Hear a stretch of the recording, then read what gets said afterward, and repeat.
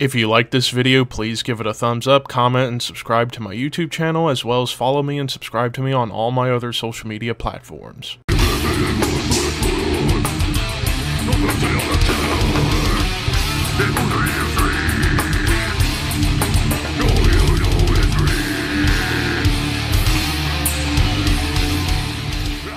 What's up, Thrashers, and welcome back once again to the Thrash Maniac 99 YouTube channel, and I haven't done one of these videos in a little while, and that is a thread video where I start up conversations within the YouTube metal community, so on and so forth, or respond to something else.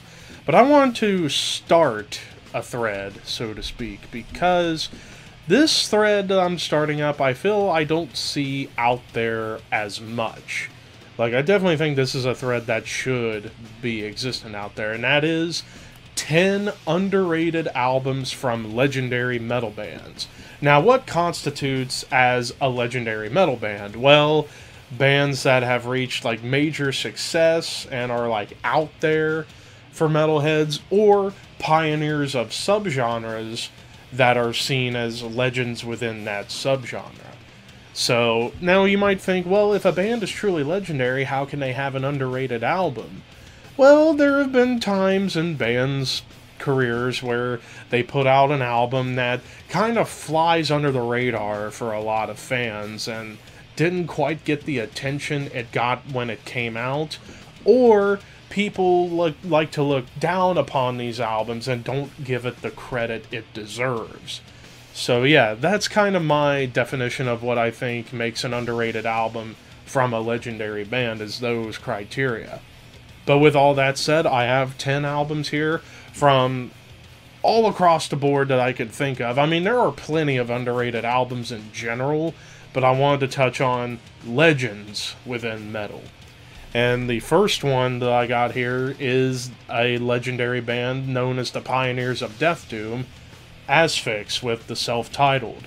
I talked about this album at length in my Asphyx album ranking. I think if I remember right, I had it at number 5.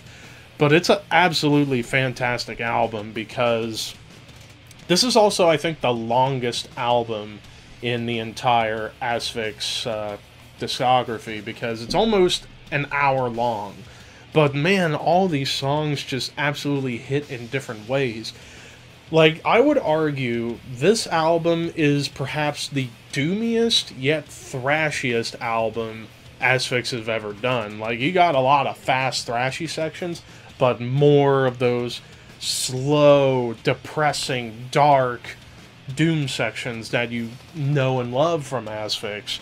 But yeah, the reason I feel this album is overlooked and underrated is because this came out after their best album, Last One on Earth, and Martin Van Drunen wasn't the vocalist by this point. If I remember correctly, it was Ron Van Poel who was the vocalist and bassist for this album. And his vocals are really good, but doesn't quite have the impact that Martin's vocals had, or even Juanes Gubbles, who would join for On the Wings of Inferno and Death the Brutal Way on bass and vocals or backing vocals. But Ron's vocals definitely fit the vibe on here, and it's that more dark, occultish, mysterious vibe. But musically, I think this is one of the strongest albums in Asphyx's catalog, songwriting-wise. Like, I could argue this could go toe-to-toe with an album like Last One on Earth or Death Hammer in terms of songwriting, because you open up with pretty much a funeral doom instrumental with Prelude of the Unhonored Funeral. And then you got songs like Emperors of Salvation, Till Death Do Us Part, their longest song, Initiation into the Ossuary, Back into Eternity, Valleys in Oblivion, and Thoughts of an Atheist, a cult classic from their demo days in the late 80s, early 90s. So yeah, I think more people should check this album out, especially if they are an Asphyx fan or a Death Doom fan in general. This is definitely one to check out. I feel this album deserves a lot more credit than it does, but yeah, check it out. Now we're going to get into a real big legend, and that is, of course, the pioneers of metal itself, Black Sabbath, and I went with Headless Cross. So, yeah, the Tony Martin era is definitely mixed bag for a lot of fans of Sabbath. A lot of people kind of were annoyed at the Tony Martin era because of the keyboards and Martin's vocals not quite capturing the darkness of Sabbath. However, I would say this album should prove all those people wrong, because I think Tony's vocals on this album fit perfectly with the music. It was like kind of like a middle. It's like Tony Martin sounds to me like a middle ground vocalist between like Glenn Hughes and Ronnie James Dio, who were both two previous vocalists from Black Sabbath. But yeah, this album, it was 1989, so at the tail end of the 80s, and this was when they went through a major lineup shift. Like, the only original member, Tony Iommi, but you had Cozy Powell from Rainbow on drums and co-production with Tony. You also, of course, had Tony Martin on vocals, Jeff Nichols on the keyboards. For the album, you had Lawrence Cottle on bass, and they came together and made a brilliant album, in my opinion. Like, definitely, I'd say the second best album of the 80s run for Sabbath, behind Heaven and Hell. But this album has a lot of vibes that I could compare to Heaven and Hell. Like the title track, Headless Cross, feels like the Tony Martin version of Heaven and Hell, in my opinion. Devil and Daughter, I think, is a brilliant track. When Death Calls, featuring Brian May from Queen on the guitar solo. Kill in the Spirit World, it's like, yeah, that one definitely feels very 80s, but like in the verses, but the chorus feels doomy and Sabbathy, and maybe the best guitar solo Tony Iommi ever performed. Nightwing, the closer, was like the cherry on top. But yeah, I would say this is underrated because this was the best of the Tony Martin era, but it still doesn't quite get enough credit as it should. Like, like I said, in my ranking, I had this in my top 10 at number 10. I think you could put this up against, like, 13 and say, oh, this is really fucking good. But yeah, Headless Cross, Black Sabbath. Now we're going to get into a death metal legend, and probably the biggest death metal band of all time, Cannibal Corpse, and my pick is Vile. I went with Vile because I see this album gets a lot of shit online, and I don't understand why. And like, even my boys at the Thralls of Metal rated this album quite low, and I was shocked because I've always loved this album ever since I first got into Cannibal Corpse back in high school. This was one of the albums I would go to along with The Bleeding. Yeah, this was Corpse Grinder's debut, and it was a big risk considering Barnes was gone, and Cannibal needed to find a new vocalist and a new identity. They pick up Corpse Grinder from Monstrosity, and lo and behold, we get Vile. And I guess people don't like this album as much compared to other Cannibal Corpse albums because it was like very technical and really fast and aggressive and just full-on death metal, not as much groove. I happen to love this album for that reason. I love that it's a little more technical, a little more aggressive, and a little more in your face. With the opening track, Devoured by Vermin, it's still one of my favorite Corpse Grinder era songs. Mummified and Barbed Wire is fun. Perverse Suffering, which was a little bit slower, I would say that's kind of a groovy track. Bloodlands, that's probably the grooviest song on here. Puncture Wound Massacre, I've always loved that. It's just thrashy and energetic. Relentless Beating, Monolith, Orgasm Through Torture. Like, top to bottom, there's no bad song on this album. Yeah, the production may not be the greatest, but I love how this album does sound. It has more grit to it. And Corpse Grinder did a hell of a job. He made his presence known immediately with that big scream at the beginning of Devoured by Vermin to let you know, hey, there's a new man in the helm of Cannibal Corpse, and he's gonna kick your ass. But yeah, Vile, Cannibal Corpse. Again, I don't know why this album gets so much hate. I've never understood it. I think this is one of the best Cannibal Corpse albums, and when I do eventually get to rank that discography, don't be shocked if you see this pretty high up. But yeah, Vile. Now we get into one of my personal favorites out of this list. and that is from one of my all-time favorites, Celtic Frost, and I went with Vanity Nemesis. I would say out of all of these albums that I'm talking about on this list, this is the most underrated one. Maybe neck and neck with the Asphyx album, but Vanity Nemesis, I've always been a huge fan of this album ever since, again, high school. I got into Celtic Frost in high school, and this was one of my favorites, still is one of my favorite Celtic Frost albums. And I would say this is underrated because this came out after the failed experiment that was Cold Lake.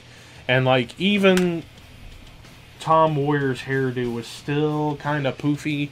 Same with Stephen Priestley. But musically, this album's much better, which doesn't take a lot to be better than Cold Lake. But this, traces of classic heavy metal, thrash metal, even little hints of gothic metal. Like, Celtic Frost, I think, is kind of a forgotten pioneer of gothic metal, dating back to Into the Pandemonium to some extent. If I can speak all the way through without screwing up, that'd be great. But yeah, Vanity Nemesis, like, it's thrashy, it's filled with great melody. Yeah, Tom's vocals definitely sound similar to Cold Lake, but it's much better performed. I mean, songs on here like The Heart Beneath and Wine in My Hand, Phallic Tantrum, and A Kiss for a Whisper.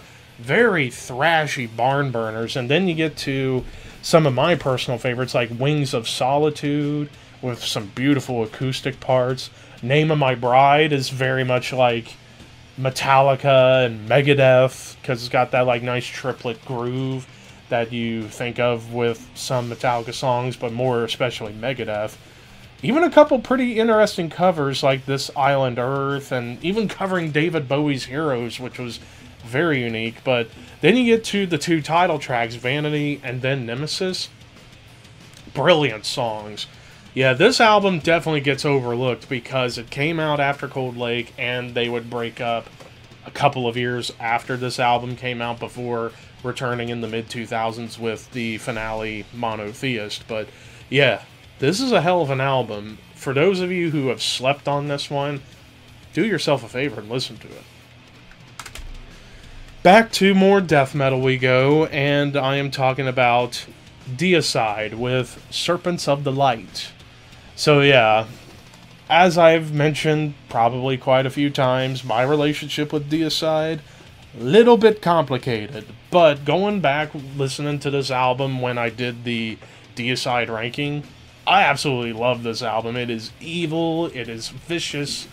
I mean, tracks like the title track, Blame It on God, Slave to the Cross, let's see, Creatures of Habit, The Truth Above, Father Baker? Yeah, Father Baker. Yeah, there's just like one little J in there, it looks like, or Father Baker, whatever. But yeah, this album definitely, I would say it gets overlooked because the production, like the guitars felt very gainy and almost staticky and a little bit thinned, but it still sounds like Deicide. Like, you get your classic triplet chugs, your thrashy sections, Glenn being an absolute maniac on the vocals, Steve Asheim's drum work. What more can I say about Steve Asheim that I haven't said already? And the Hoffman brothers delivering on riffs, melodies, and solos, and capturing some evilness within death metal. But yeah, like, definitely songs like Blame It on God and Slave to the Cross were definitely standouts to me when I first listened to this. And this was one of the last albums Scott Burns ever produced before he stopped at the end of the 90s. But yeah, this is a great album. I had it ranked, if I remember right, at number 5 on my Deicide ranking. I think it's a great album. Definitely gets overlooked because it came after what people call the unholy trinity of Deicide albums, the self-titled Legion and Once Upon the Cross, and comes out before a couple of shitfests. But anyways, yeah, Serpents of the Light, Deicide. Alright, so we're halfway through, and now to kick off the second half, one of my personal favorites as well, that I got into years ago, and that is Fear Factory, Soul of a New Machine, the debut album from my personal favorite industrial metal band. Although here, the industrial elements, not as prevalent as they would be on the following albums to come. Like, it has some industrial vibes, but not quite enough. Like, I would say this album, Call Me Nuts, this is more death metal, thrash metal, and grindcore. Like, you could definitely tell on this album, they were really into bands like Napalm Death and Bolt Thrower and Godflesh. And it shows. Like, Burton's vocals on here remind me so much of Barney Greenway, at least the growls. The clean vocals are great on here. And of course, like, yeah, it's maybe a bit bloated. Like, I think this album has... how many songs?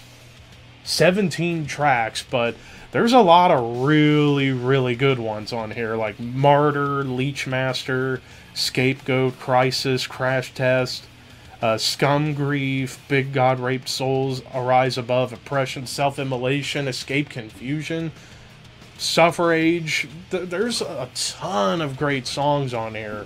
And, like, Raymond Herrera's drumming, like, nailing those blast beats, the thrash beats, the grooves, just unbelievable. Dino Cazares' guitar work, filled with a lot of filth on it. And just...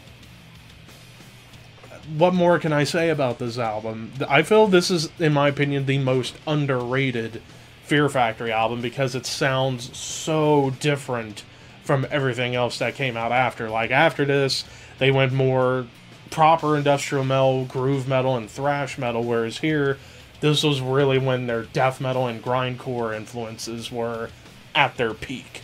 And I don't think they really kind of got to that place really ever again. Occasionally some death metal moments, but the grind stuff was pretty much stripped away after this. But yeah, Fear Factory, Soul of a New Fucking Machine. Alright, are you guys ready for some controversy? Oh yes you are. Yes, I'm putting a Metallica album on my list. And which Metallica album is that? Death Magnetic. Now, Death Magnetic... yes. I know, again, I can already foresee comments. People think I just cock-gobble Metallica all the time and being like, eh, why do you put Metallica in an underrated albums list? They're like one of the biggest bands in the world. How can they have an underrated album, you jerk? Excuse me, I don't care what you have to say. I'm just being a dick. But I feel this album doesn't get the credit it deserves. This was the follow-up to their bad album, Saint Anger. Their only bad album, people, Saint Anger. And I talked about it during my Metallica album ranking, like, this, the inspiration behind this album came from playing Master of Puppets in its entirety back in 2006 for festival shows and tours, and pretty much when thinking about that album, it brought them back to that spirit of, like, you know what? Let's get back to thrash. Let's get back to some more emotional, dark, more thoughtful lyrics, but with a dark overtone on top, some somberness, and just go balls to the wall, heavy and fast again. And yeah, this album, I think, delivers on everything. Like, there's a lot of thrashy barn burners, like That Was Just Your Life, The Day That Never Comes. I feel that song is one of the best Metallica songs of the modern day. It feels like one part two. Like, it has a similar vibe where it's all about, you know, the struggles of war and, like, watching over your brothers and stuff like that, with, like, the cool melodies, the big heroic moment, the chorus, and then ending on a thrash note with great harmonized lead work. All Nightmare Long, Cyanide, Unforgiven 3, I think was a perfect end to a great trilogy of songs. I know people want to hate on the trilogy, I don't get why. The first one was great. Second one, really good, but not as strong. Third one, I could put up against one, and it was a great choice. Judas Kiss, My Apocalypse. Yeah, definitely the big issue, really the only issue I have with this album. Rick Rubin shat the bed when it came to the production. Too loud, too distorted, where it was kind of painful at times. But the songs and the songwriting on this album are absolutely great. Hell, if I were to re-rank my Metallica ranking video, I might put this now above Hardwired and 72 Seasons now, but doesn't take away from the fact that I think this is a great album that gets overlooked because so many people want to shit-talk Metallica because it's the cool thing to do.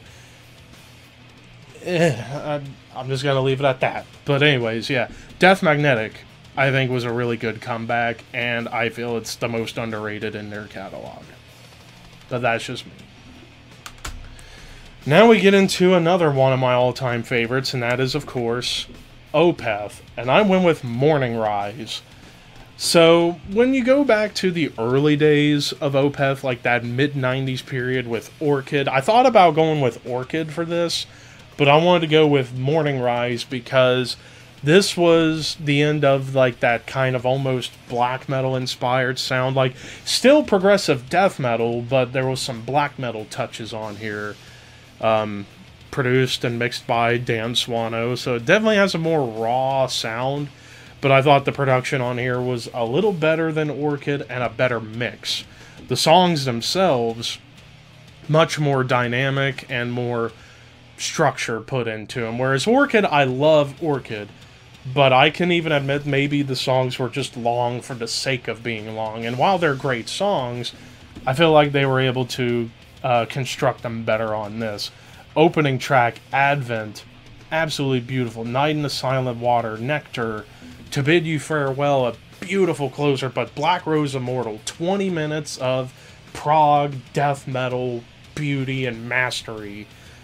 And I mean, this is really where I think Michael's clean vocals was beginning to really shine. Like, you heard him do the clean vocals a little bit on Orchid, but his growls was more of the star of the show, whereas here, it was a pretty solid balance. Still mostly growls, but his cleans shine through, especially on To Bid You Farewell, the only song that's all clean vocals. But, yeah, I just love the greatness of the riff writing. The bass work, especially on here, is just wonderful. Johan de Farfalla was a hell of a bassist. Granted, not to the level of Martin Mendez, but he had his own taste and flares and influences. Very jazzy. Anders Norden, very underrated drummer. And Michael and Peter Lindgren's guitar work, such a great duo. But yeah, Morning Rise, Opeth. Last two I'm talking about, we're going to get thrashy again. And next one, I'm going with Sodom, and the album I'm going with is Better Off Dead. I thought about putting Tapping the Vein on here, but I feel there's a lot more love out there for Tapping the Vein, especially nowadays. So I wanted to go with Better Off Dead because I feel this album kind of similar to, like, I guess I would say kind of similar to Vile to Cannibal Corpse Vile, in the sense that this followed up an amazing album in Agent Orange. Like, you know, the 80s, you had Obsessed by Cruelty, and then you get into the classic run of Persecution Mania and Agent Orange. And then here, again, another lineup shift where you had Michael Hoffman from Assassin on guitars. And they decided to change up their sound a little bit on here. It's still thrashy, but there's more speed metal and classic heavy metal tones going on with this album. Like, even Tom's vocals, not as evil or as brutal. Like, he's getting more experimental with his vocals. Hell, it does clean vocals on the song Resurrection, which I think that song has a lot of, like, Merciful Fate vibes in the writing. And after all, it's a personal song written after Tom's father passed away. Which, again, I talked about that in my Sodom ranking. It's like, Tom wrote a lot of evil lyrics in the early days of Sodom, yet here he was basically writing about give credence to heaven and believe in God, which it's like kind of sending mixed messages, but you understand where he was coming from on that song after his father. But other great tracks like If Only the title listing was shown on here more, but like the title track, Captured a Flag, even an awesome cover of Thin Lizzy Cold Sweat. I think that's one of the best metal cover songs of all time. So, yeah. I would say Better Off Dead. Probably more underrated now, in my opinion, for Sodom fans. And I like I said, I almost went with Tap in the Vein, but I think that album has gotten a lot more love over time. So yeah, Sodom, Better Off Dead. And now, for the final album, and this one might be a little controversial, maybe not, but I am going with Testament, The Ritual. So yeah, this album is definitely one of those, I wouldn't say it's divisive, like, I don't think anybody thinks this album is bad at all, but I will say, because yeah, this was post-Black Album, where some thrash bands thought, you know what, why don't we try and follow what Metallica did on the Black Album and get more classic heavy metal and sound a little bit beefier and maybe geared towards the mainstream just a little bit. Not to the level of the Black Album, even though the Black Album's a pretty heavy album and it's still great. And I would say this was one of the few bands that was able to kind of get more melodic but still maintain heaviness and grit the most. Like, Megadeth Countdown to Extinction, the following Overkill albums. Then you had some that didn't do it too well, like Exodus, but Testament, I thought, did it the best. I would say this is, maybe for me, a little bit better than Countdown to Extinction. I don't know, it's been back and forth. Like, sometimes I'll go with Countdown, other times I'll go with this, but let's talk about this. So yeah, I honestly feel this was a huge turning point for Testament, not only because they decided to not be super fast the whole time and get more melodic and a little more slower in their songs, but I think they got more evil and sinister on this album. Like, they tuned the guitars down to E flat, which immediately, if you tune down to E flat, you sound evil, because I think that's the most evil sounding guitar tuning of anything.